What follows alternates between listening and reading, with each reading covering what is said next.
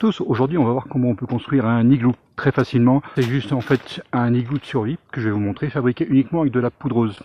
Ce qui fait qu'il faut effectivement une certaine quantité de poudreuse pour faire ça. C'est exactement ce que j'ai là derrière moi, de la poudreuse et une pelle et puis un peu de bonne volonté. Alors la première des choses qu'on va faire dans cet amas de poudreuse, c'est de construire un gabarit, c'est-à-dire faire un gros tas de neige qu'on va surtout pas tasser, un tas de neige qui va correspondre en fait à l'intérieur, le volume intérieur de votre abri. On va commencer par faire ce volume intérieur et par-dessus, après, par-dessus ce gabarit, on va construire effectivement la paroi.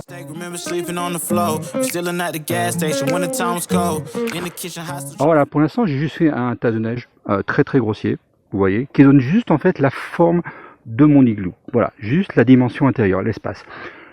Alors par-dessus ça, je vais ajouter une autre couche par-dessus ce gabarit que je vais tasser un peu plus, qui va faire à peu près environ au moins 15 cm, je dirais 15-20 cm, ça serait pas mal. Donc une fois que vous avez terminé celui-là, vous reprenez votre pelle et vous remettez une petite couche par-dessus.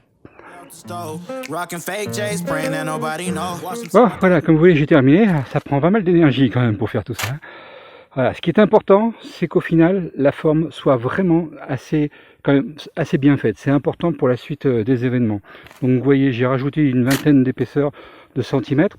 Et surtout, ce qui est important, une fois que vous avez fait ça, c'est de bien tasser, d'accord? Vous me faites tout un tour d'igloo en tassant bien tout l'extérieur de votre igloo. Voire même, si vous étiez très sensible aux finitions, et c'est important aussi, vous voyez, ce qu'on peut faire, c'est au final couvrir le dernier trou et bien lisser avec la main ou un objet comme ça. Voilà. Voilà, j'ai bien tassé l'ensemble et maintenant il ne reste plus que la partie la plus amusante qui est en fait de dévider tout l'intérieur. Donc je vais créer une entrée. Alors, il ne faut pas qu'elle soit trop haute non plus, c'est juste pour passer en étant en gros allongé, hein. C'est l'idée. Pour diviser l'intérieur, évidemment, il y a une petite astuce. La petite astuce, c'est d'avoir des gabarits comme celui-là. Alors ça, c'est des piquets pour les tentes, mais vous pouvez couper des morceaux de bois, peu importe, qui font en fait l'épaisseur de la coque que vous allez conserver en dividant. Là, je dois avoir une vingtaine de centimètres. J'en ai partout. Vous voyez, j'ai fait tout autour du igloo. Vous voyez, voilà. J'en ai mis un peu partout, ce qui fait que quand je vais creuser à l'intérieur, ce que je vais commencer à faire maintenant par mon entrée, eh bien, à partir du moment où je vais arriver au bout de métal qui se trouve à l'intérieur, je sais que ça sera ma limite. Voilà. Alors ça, c'est la partie la plus fun, creuser l'intérieur. Je décolle. C'est la partie la plus galère. Vous allez en prendre plein la gueule, mais c'est pas grave. C'est parti.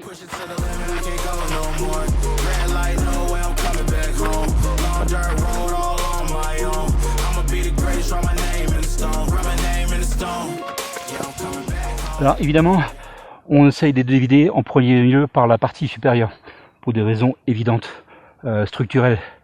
Si vous faites tout le bas et que vous laissez le poids sur le haut, ça va finir par tomber. Donc vous dévidez un peu l'intérieur, mais surtout vous dégagez plus le haut que le bas. Il faut d'une manière générale que les assises, c'est-à-dire les bords, soient plus épaisses et plus solides que la partie supérieure. Alors voilà, voilà la bête un peu terminée.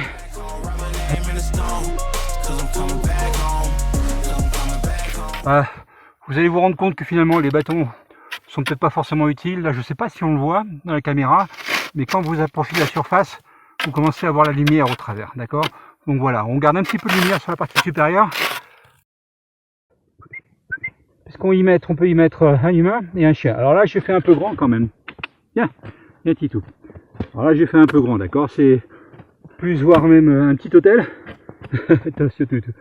Un petit hôtel ou voire même pour inviter des amis. Bon, après vous faites ce que vous voulez avec vos amis, mais en tout cas on peut faire un peu plus petit, c'est vraiment dans le cadre d'une survie. Voilà, donc la neige a cette particularité, c'est qu'elle est très isolante, d'accord? Il peut faire moins 10, moins 5 dehors, si vous fermez bien l'entrée, si effectivement vous êtes quand même un temps soit peu équipé, c'est-à-dire que vous mettez quelque chose par terre, vous avez un bon matelas, vous avez également une bonne doudoune, tout ce qu'il faut, vous pouvez avoir une température positive à l'intérieur. Ce qui fait qu'il peut faire moins 10 dehors et vous pouvez survivre à l'intérieur, si c'est bien fait, par 0 degré, ce qui est quand même pas négligeable. Quelque chose que je n'ai pas fait devant et qui peut être utile, voilà, à l'entrée. Là on est au même niveau, ce qui serait pas mal si j'avais eu un peu plus de temps. J'aurais creusé la partie ici un peu plus profonde, de manière à ce que l'air froid qui est à l'intérieur de l'igloo puisse s'évacuer. On appelle ça une fosse à froid.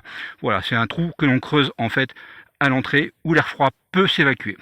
En gros, vous avez vu, il faut 3 heures pour construire Un igloo comme ça, un peu moins si vous faites un trou dans la neige un peu tassé, vraiment pour la survie d'une nuit. Et vraiment, si vous êtes en condition de survie, je peux vous assurer que bien vous pourrez survivre dans un igloo comme celui-là. Vraiment, c'est d'un point de vue hermétique, étant donné qu'il y a beaucoup d'air dans la neige, ça vous protège vraiment, vraiment, vraiment très bien. Merci.